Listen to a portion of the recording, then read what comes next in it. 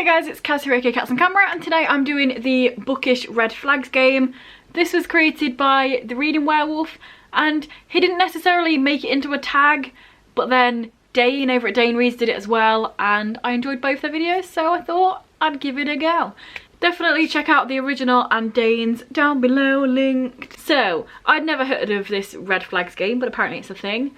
And this is a bookish version, so it's where you take 2 positive traits and 1 negative trait and then decide whether you'd read the book that has them. So I've got my traits, I've got the ones with the ticks, the ones with the crosses, positive and negative. I'm going to pick 2 out of the pink, 1 out of the bluey greeny thing, and I just dropped 1. So yeah, I think I've got enough for 7 rounds of this with 1 of the negatives left over, so it gives me a little bit of breathing room there. Won't get all of them out.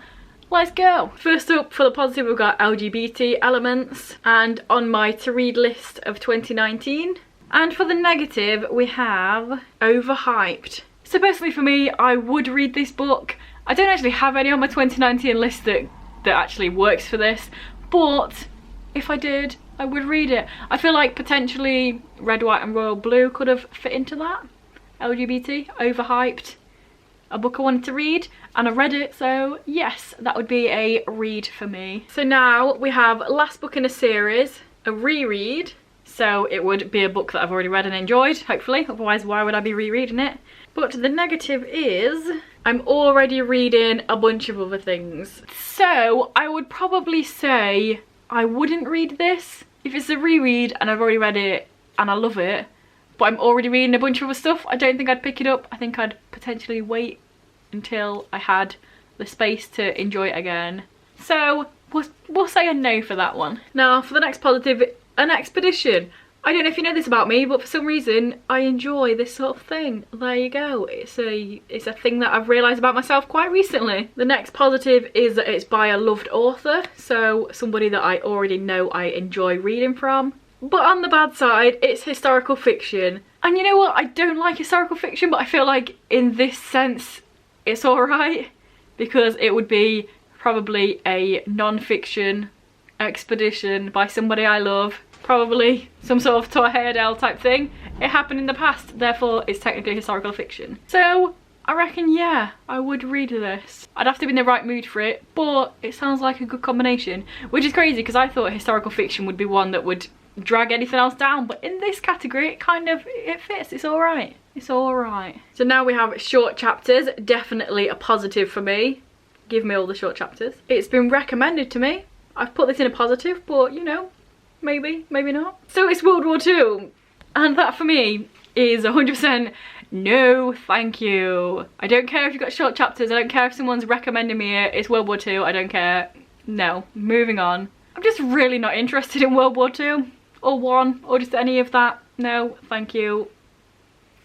Keep your recommendations, don't want it. So next, in the positive, we have an adaptation soon, which is a positive, but not necessarily something that would change my mind about something, so we shall see what the other ones are. It has a pretty cover.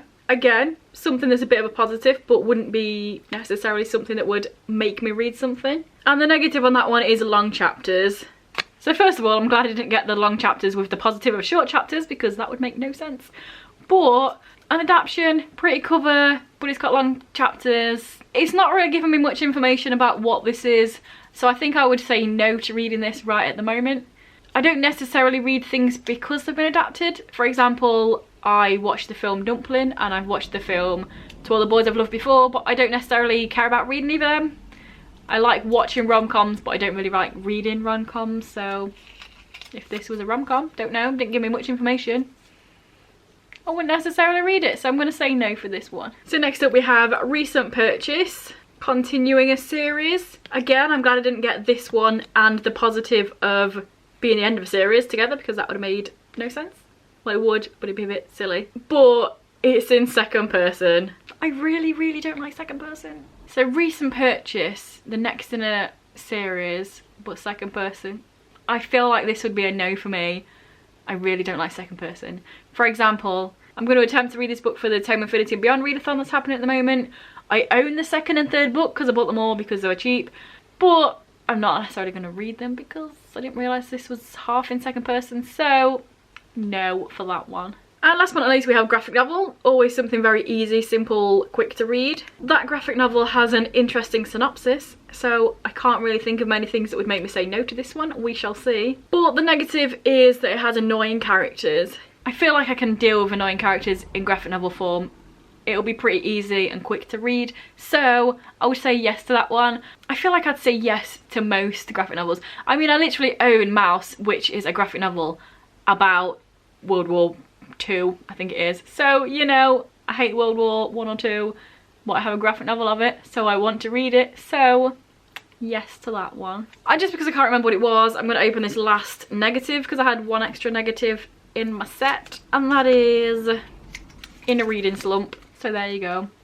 Apparently, I'm never in a reading slump. So yeah, there we go. That was the Bookish red flags.